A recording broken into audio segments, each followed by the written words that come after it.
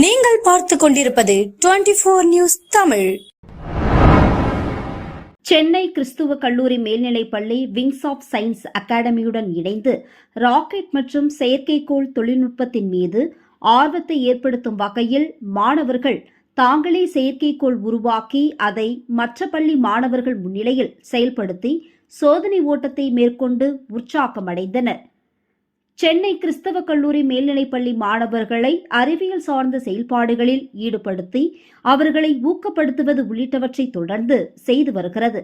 கடந்த ஆண்டு ஏற்கனவே மாணவர்கள் தாங்களாகவே கற்றுக்கொண்டு சிறிய ரக ராக்கெட்டை ஏவும் செயல்பாட்டை செய்ய ஊக்குவித்து செயல்படுத்தினர்.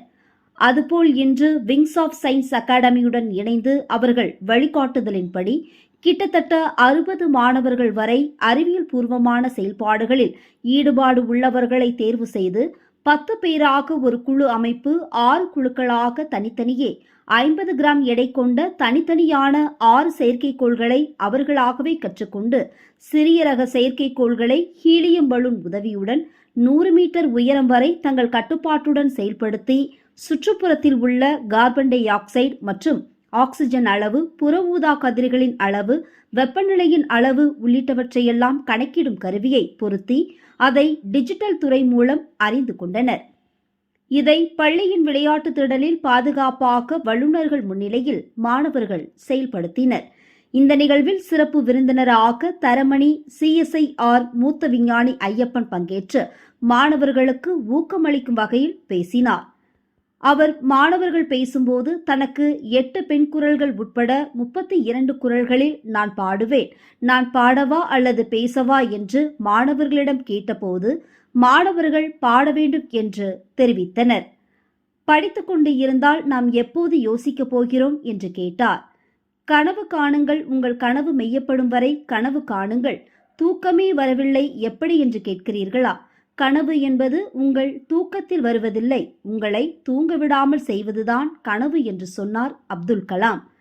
3ஆம் வகுப்பில் இருந்து சர்.சி.வி. ராமன் போல் நாமும் விஞ்ஞானி போல் ஆக வேண்டும் என்று நான் கண்ட கனவு நிறைவேறி உள்ளது.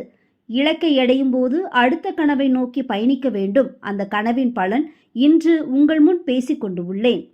நீங்கள் கனவு காணவில்லை என்றால் நீங்கள் அசைவுள்ள பிணம்தான். கனவுதான் உங்களை உயிர்ப்புடன் வைத்திருக்கும். விஞ்ஞானி ஆக வேண்டும் என்றால் நான் எழுதிய பஞ்சதந்திரம் என்ற புத்தகம் உள்ளது. வாழ்வில் தமிழ் அகராதியில் இருந்து நீங்கள் எடுக்க வேண்டியவை தெரியாது முடியாது என்பதுதான். முயற்சிக்கிறேன் என்று சொல்லுங்கள். உங்கள் கனவு தன்னம்பிக்கையுடன் கூடிய கனவாக இருக்க வேண்டும் என்று பேசினார். மேலும் நிகழ்வில் சென்னை கிறிஸ்தவ கல்லூரி மேல்நிலைப்பள்ளி தலைமை ஆசிரியர் ஜெபதாஸ் தினகரன், விங்ஸ் அகாடமி ஒருங்கிணைப்பாளர் அரவிந்த் மற்றும் குழுவினர், பள்ளி ஆசிரியர்களும் மாணவர்களும் பங்கேற்று இந்த செயல்பாட்டை கண்டு களித்தனர். ஏற்கனவே ராக்கெட் செயல்பாட்டை மாணவர்கள் தாங்களாகவே செயல்படுத்துவதை கற்றுக்கொண்டது போல் தற்போது செயற்கைக்கோள் செயல்பாட்டை கற்றுக்கொண்டிருக்கிறார்கள். இதற்கு பின் இஸ்ரோ செயற்கைக்கோள் ஏவும் போது எங்கள் பள்ளி மாணவர்களை அழைத்துச் செல்ல வேண்டும் என்ற எண்ணம் உள்ளது.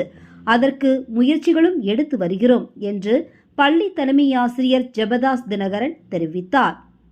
செய்தியாளர்களிடம் பேசிய தரமணி CSIR மூத்த விஞ்ஞானி ஐயப்பன், MCC பள்ளியில் இன்று நடைபெற்ற ஒரு சேட்டலைட் லான்ச்சிங் மாணவர்களின் கனவுகளை நனவாக்கும் ஒரு அற்புதமான திட்டம். மாணவர்கள் வெறும் புத்தக புழுவாக இருந்து புத்தகத்தில் மட்டும் இருந்து படிப்பது அறிவல்ல, அதை செயற்கை முறையில் செய்து பார்த்து பிராக்டிக்கல் மூலமா கத்துக்கிற நாலேஜ் பாருங்க, அது என்னைக்குமே அழியாத ஒரு செல்வமா இருக்கும். அதை மாணவர்களுக்கு மிக அற்புதமாக இங்க உள்ள அறிவியல் கூடம் சயின்ஸ் கிளப் ரொம்ப அற்புதமாக MCC பள்ளியில் செய்திருக்கிறார்கள். அந்த நிகழ்ச்சிக்கு சிறப்பு விருந்தினராக கலந்து கொண்டது எனக்கு மிகவும் பெருமை. இது ஒரு விஞ்ஞானியாக மட்டுமல்லாது ஒரு பெற்றோராக என் குழந்தைக்கும் இது போன்ற ஒரு வாய்ப்புகள் கிடைக்க வேண்டும். எல்லா பள்ளியிலும் இது மாதிரி ஒரு வாய்ப்புகளை உருவாக்கி தர வேண்டும். வெறும் புத்தகங்கள் ஏட்டு சுரக்காயாக இருந்துவிடக்கூடாது என்பது என் கருத்து. அதற்கு மாற்று கருத்தாக இது அந்த நிகழ்ச்சி அமைந்துள்ளது. சேட்டலைட் லான்ச்சிங், ராக்கெட் லான்ச்சிங் மட்டுமே பத்தாதுங்க. நம்ம உலகத்துக்கு நம்ம மாணவர்களுக்கு சொல்லிக் கொடுக்க வேண்டியது நிறைய இருக்கு. விவசாயத்தை பத்தி கற்றுக் கொடுக்கணும்.